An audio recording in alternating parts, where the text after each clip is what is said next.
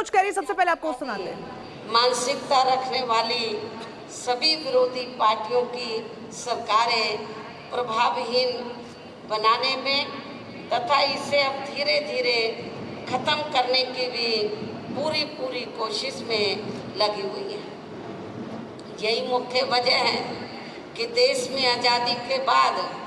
केंद्र व राज्यों में भी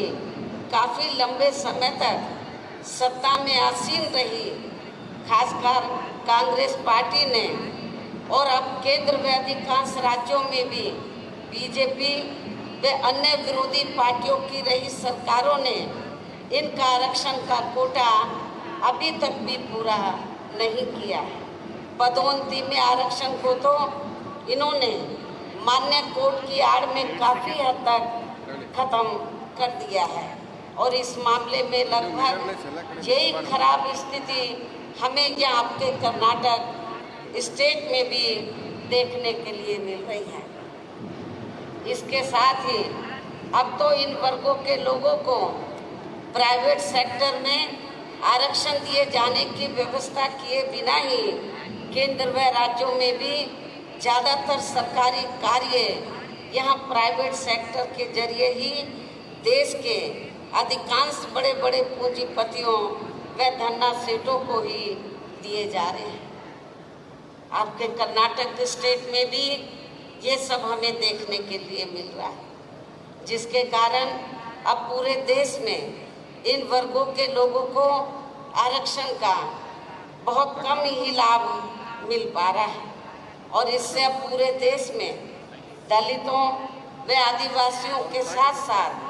अन्य पिछड़े वर्गों के लोगों को भी काफ़ी ज़्यादा नुकसान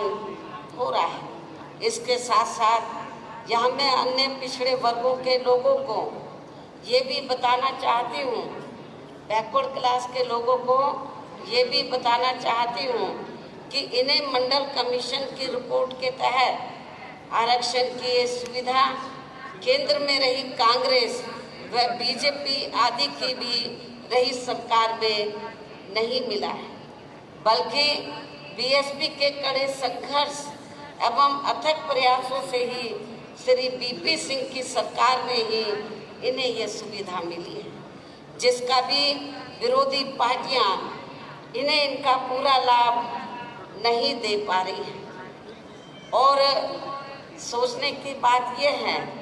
कि आपके कर्नाटक स्टेट में जब असेंबली का चुनाव हो रहा है तो कांग्रेस पार्टी ने यहाँ खास तौर से वीकर सेक्शन के लोगों को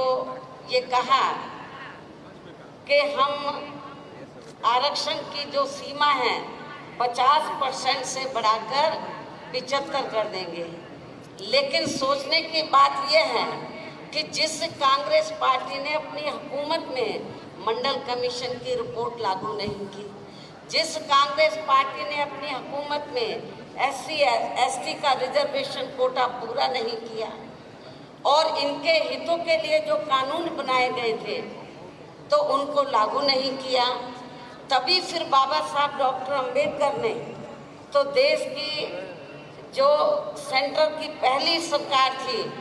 उसके वो कानून मंत्री थे, उससे उन्होंने इस्तीफा दे दिया था। तो इसलिए आप लोगों को जो 50 से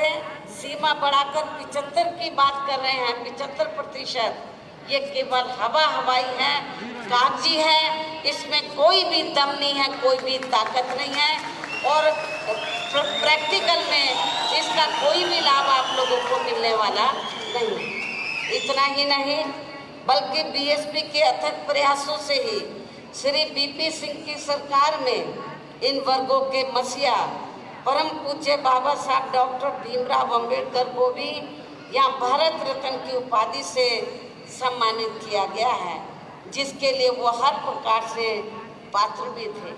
जब सेंटर में कांग्रेस पावर में थी तो हमारे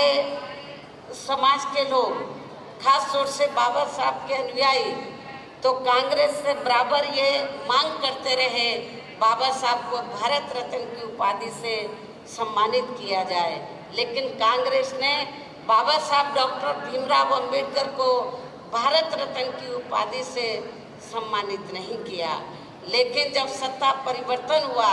श्री बीपी सिंह की सरकार बनी सेंटर में, और पहली बार हमारे कुछ एमपी जीत कर आए, उसमें मैं भी मेंबर पार्लियामेंट बनी थी। तो उस समय श्री बीपी सिंह ने ये कहा था तो कि हम ये चाहते हैं माननीय श्री कांशीराम जी को कि आपकी पार्टी सरकार में शामिल हो जाए, और हम चाहते हैं कि मायावती को जो भी चाहे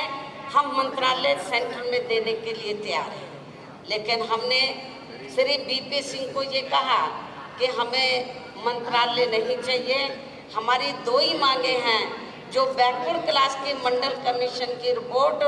जो कांग्रेस की हुकूमत के समय में आ गई थी, वो पेंडिंग में पड़ी है, उसको लागू कर दो।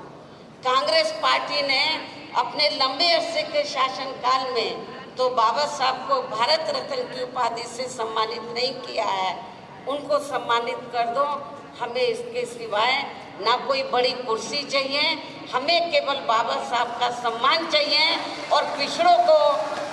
जो मंडल कमीशन की रिपोर्ट है वो लागू होनी चाहिए। तो श्री बीपी सिंह ने हमारी बात को माना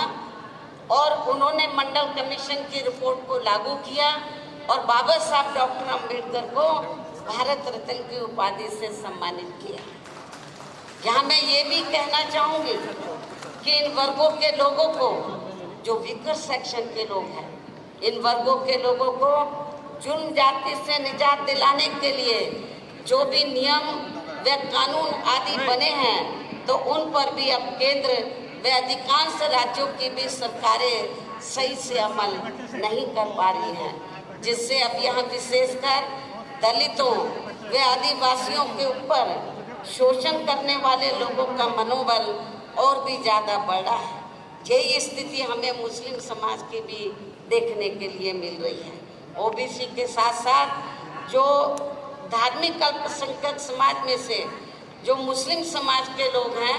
और ईसाई समाज के लोग हैं, क्रिश्चियंस हैं, उनकी भी स्थिति कोई ठीक नहीं है। और ये सब हमें यहाँ के कर्नाटक प्रदेश में भी काफ़ी कुछ इनकी दयनीय हालत देखने के लिए मिल रहा है, जिसके अनेकों उदाहरण आप लोगों के सामने हैं। इसी प्रकार हमें पूरे देश में जो दलित, आदिवासी, पिछड़े वर्ग के लोगों की हालत तो बहुत ज़्यादा खराब है, इसी प्रकार हमें पूरे देश में मुस्लिम व अन्य धार्मिक अल्पसंख्यक समाज के लोगों की भी हालत कोई खास अच्छी नज़र नहीं आती है, जिसका काफ़ी कुछ खुलासा केंद्र सरकार की सच्चा कमेटी की रिपोर्ट में भी किया गया है। इसके साथ साथ अपर कास्ट समाज में से खासकर गरीब लोगों की आर्थिक स्थिति अभी भी हमें पूरे देश में यहाँ काफ़ी ज़्यादा खराब या दयनीय ही बनी हुई नज़र आती है। इनके अलावा आपके प्रदेश सहित पूरे देश में सर्व समाज में से विशेषकर यहाँ गरीब, मजदूर, किसान, कर्मचारी, व्यापारी एवं अन्य मेहनतकश लोग भी अपनी विभिन्न समस्याओं को लेकर अभी भी हमें काफ़ी ज़्यादा दुखी ही नज़र आते हैं। और इनमें से किसान वर्ग तो केंद्र की वर्तमान भाजपा सरकार द्वारा बनाई गई गलत नीतियों के कारण काफ़ी ज़्यादा परेशान व आंदोलित भी रहा है। किंतु इन सब की मुख्य वजह हमारी पार्टी केंद्र व आपके कर्नाटक स्टेट में भी यहाँ अब तक रही सभी विरोधी पार्टियों की सरकारों की जातिवादी, पूंजीवादी व संकीर्ण मानसिकता के तहत बनाई गई उनकी गलत नीतियों एवं गलत कार्य प्रणाली को ही काफ़ी हद तक जिम्मेवार मानकर चलती है। और इस मामले में खासकर इनके गलत आर्थिक नीतियों की वजह से ही आए दिन यहाँ पूरे देश में गरीबी, बेरोजगारी व महंगाई आदि भी काफ़ी ज़्यादा बढ़ रही है। जबकि इस मामले में शुरू से ही हमारी पार्टी केंद्र व राज्यों की सरकारों से भी हर स्तर पर ऐसी नीति अपनाने की लगातार ये मांग करती आ रही है कि देश में कुछ गिने चुने पूंजीपतियों व धन्ना सेठों का विकास होने की बजाय बल्कि यहाँ गरीब व आम लोगों का ही विकास होना चाहिए। तभी फिर सही मायने में यहाँ की आम जनता अपनी गरीबी, बेरोजगारी, महंगाई व अन्य और भी समस्याओं से काफ़ी हद तक निजात पा सकती है। इसके साथ साथ पिछले कुछ वर्षों से अपने देश में भ्रष्टाचार भी हर स्तर पर काफ़ी ज़्यादा बढ़ा है, जिससे आपका खुद का अपना कर्नाटक प्रदेश भी अछूता नहीं रहा है। किंतु इन सब का मुख्य कारण हमारी पार्टी आज़ादी के बाद से लेकर अभी तक केंद्र व देश के अधिकांश राज्यों में तथा आपके खुद के अपने कर्नाटक प्रदेश में भी ज़्यादातर सत्ता यहाँ गलत पार्टियों में से खासकर कांग्रेस, बीजेपी व इनकी सहयोगी पार्टियों के हाथों में ही आने को मानकर चलती है। और इन सभी विरोधी पार्टियों को हमारी पार्टी इसलिए जिम्मेवार मानकर चलती है क्योंकि आज़ादी के बाद से लेकर अभी तक लगभग ये सभी विरोधी पार्टियां केंद्र व देश के अधिकांश राज्यों में भी ज़्यादातर यहाँ बड़े बड़े पूंजीपतियों व धन्ना सेठों की आर्थिक मदद से सत्ता में आती रही हैं। और सत्ता में आ जाने के बाद फिर ये पार्टियां अधिकतर मामलों में अपनी आर्थिक व अन्य सभी नीतियां या आम जनता की समस्याओं को दूर करने के हिसाब से तैयार नहीं करती हैं, बल्कि देश के उन बड़े बड़े पूंजीपतियों व धन्ना सेठों को ही फायदा पहुंचाने के हिसाब से अपनी अधिकांश नीतियां तैयार करती है, जिनके धन व बल से चुनाव लड़कर ज़्यादातर ये पार्टियां केंद्र व आपके राज्य सहित देश के अन्य राज्यों में भी अभी तक यह सत्ता में आती रही हैं, जिसके कारण ही अब पूरे देश में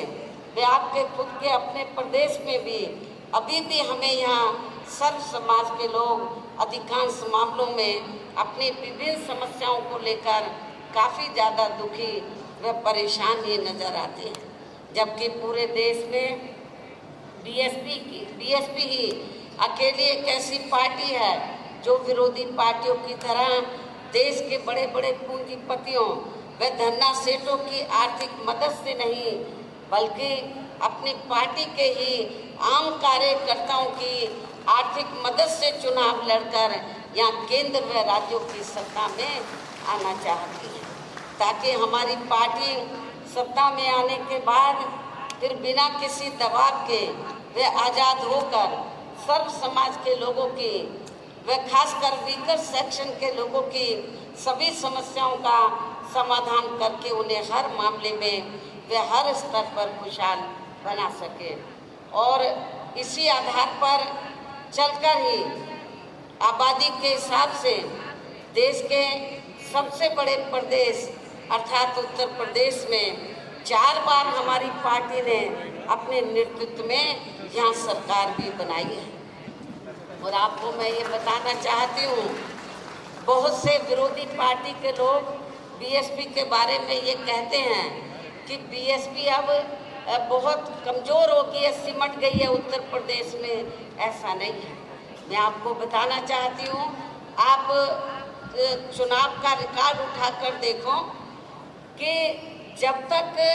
पूरे देश में और यूपी में भी चुनाव बैलेट पेपर से होता रहा तो हमेशा पार्लियामेंट में भी और असेंबली में भी बीएसपी का ग्राफ